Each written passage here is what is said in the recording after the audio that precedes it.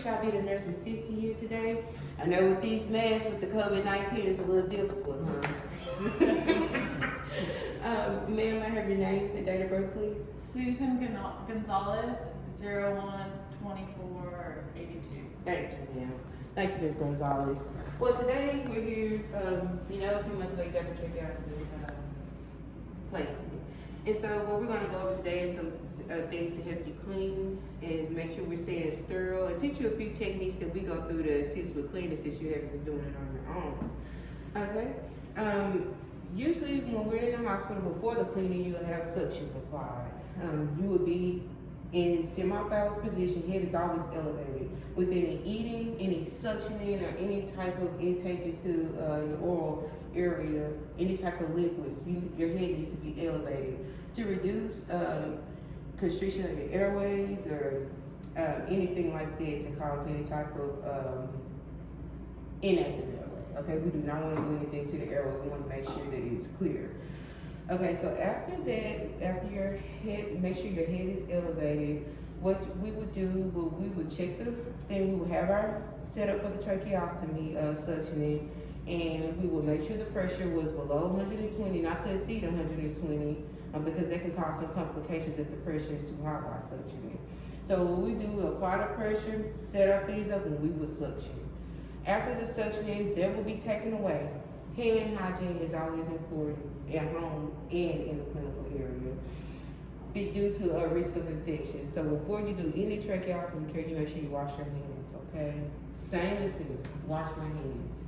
So after your hands are washed, and you have your things set up, this is how we'll set it up. It's just a mock trial. We'll have things laid out on the table. You never put the equipment directly on top of us, so you always have something laid out to set it on top of, okay? Ms. Gonzalez.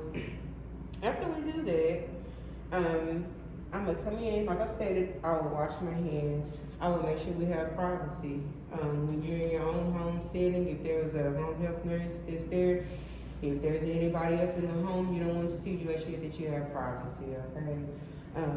After that, we will start our setup.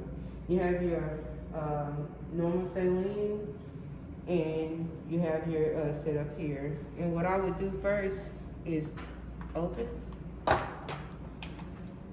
the equipment, and I'm going to take the gloves and set them on the outside. I always keep reminding, wash your hands. I will open it up. Make sure that I do not come in contact with the sterile field with my clothes or anything. We always work from the waist up. Anything below can cause infection or anything outside the sterile field, okay? So I'm working from the inside. First, I would take the sterile glove and put it on, and leave my dominant hand, glove my dominant hand and leave this hand free. Because what we'll need to do with this hand is to touch things that are non-sterile, okay? So this is considered not sterile. So we'll open this, set it to the side. I will use the non-dominant hand, fill the pods up, and set this to the side. After I've had this thing set up, what I'll do next is put my next glove on, because everything now is sterile.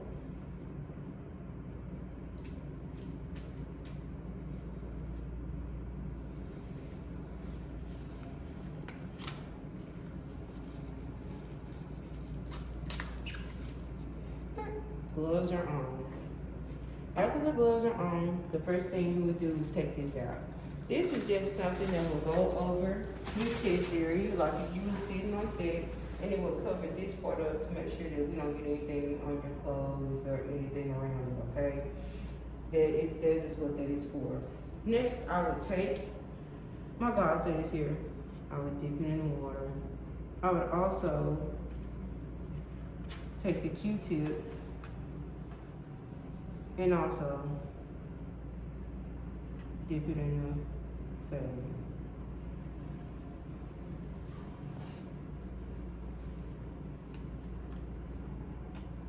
Okay, after we did that, I would take this and I would squeeze it out. With this, with the trach in place, what you wanna do first, I'm gonna sit this one to the side. And I'll use the Q-tip first. What you wanna do is just go around the outside part. The trach is sitting here, and you go underneath it and clean it with a circular motion around the trach, around the outer parts, okay? And so once we do that, we'll sit this. It's considered contaminated now, so we'll sit that to the side. Then what I'll do next is the inner part there, the inner canal will come out. And so the inner part will come out, and when you take the inner canal out, you want to make sure that you have to unlock it first. And you turn to the left to unlock it, but when you take the inner part out, you make sure you stay in the same alignment as it is when it's in there, so that you don't cause any type of movement of the trach. Because if you move this can dislodge, and you do not want that. And so when you move it, you take it out in a direct, the same way as it is, you take it out. If you turn it to the left or to the right and take it out, it can cause this to move. And so you don't want that. And so we'll take that out. What we'll do is bring it over here. And if I had one, I would put it in the solution, and I would use this right here. You'll take it and you'll just go in and you'll clean it. After you do that, you put it off to the side. You're done with that. In order to dry it, you will use these illustrated things to dry. Because you don't want to use a napkin or anything like that in order to dry it. Because if you use a napkin or any other type of device, it can break off and get into the goods. And this prevents these right here. And so that's what you would use to dry. This one is used to go in and clean it, set it to the side. These are used to dry, and it has two in there, okay? Two to help you dry with. And so after you do that, and you place it back in, like I said, you go around and make sure all of those parts are clean. You'll take this part is usually underneath the tray. The old one will come off. And that is, if I accidentally said that at the beginning, you would do the inner canal first, you would take it out, and then you would remove this and clean the outside with the Q-tips like I showed you with the circular motion, okay? I'm sorry. And so then you would replace this with the new one, okay? And then we'll go there. This is the ties that hold the trach in place. Those will leave knotted. If it's soiled and dirty, we need to change it because it can set up an infection on your skin or cause any type of breakdown on your skin, and you don't want that, okay? So these, we'll leave the one that's already on there knotted. And the reason we'll leave it knotted is due to if we take unknotted, then we could move the trach loose. So we'll leave it knotted, put these, knot this one in, it'll wrap around in this motion and knot it on the other side. We'll make sure 2 fingers can fit in between it, okay? And then we'll remove the other because this is in place. All right. And after that, after we do that part of it and we replace the ties, that's usually it. Okay, you have any questions?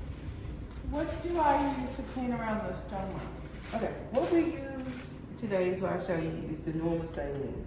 Now, normal saline is what we usually use. Now, if we have any crushed or buildup, we would add an additional a half concentration of hydrogen peroxide to clean it. And so that it helps to remove the residue and things build up. But if we have any skin breakdown, any irritation, any redness, or any swelling, you would never use the hydrogen peroxide, okay? We will not do that in those instances. Any other questions? Is it okay if I cut the gauze to fit around my trach? Never cut the gauze. If you do not have a gauze that is like this, that is already cut, you would take a gauze and just place it neatly underneath it. The reason we will not cut it is because if we do cut it and some little pieces of this are happen to be floating around and it gets inside that trach, then it could cause some aspiration or some ineffective airway, okay? Yes, ma'am. All right, any other questions? I think you covered it. All right, well, ma'am, thank you. And if you have any questions, feel free to call, and we'll give you a pet friendly dog to assist you with your tracheostomy care, okay? Thank you.